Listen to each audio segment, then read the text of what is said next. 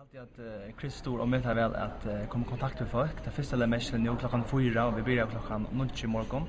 Det var att han klarar hålla koncentrationen och hålla folk hen. Så att man att lämna vi.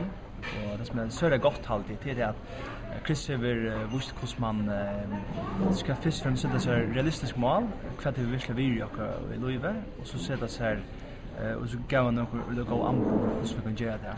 Han har så mycket att hur vi det som människor är vi psykosomatiskt det vill säga och sinn och kroppar faktiskt avskas och är blandade samman. Det vill säga vi inte för att komma gå med det så avskar isne hur vi det för motivationsmässigt isne som människor. Ja, alltså jag också bättre arbets och hem.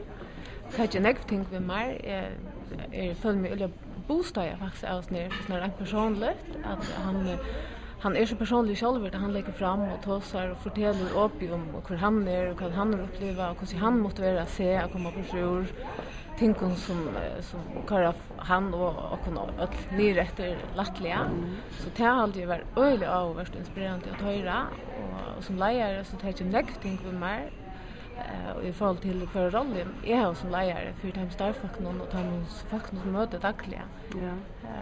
Ren motivation, autenticitet, alltså för är det och så är det vi visst ju vakna i morgon. Ja. Att jag kan ta vi att det är inte självfyllt att är det vakna i morgon. Nej. Visst ju vakna i morgon.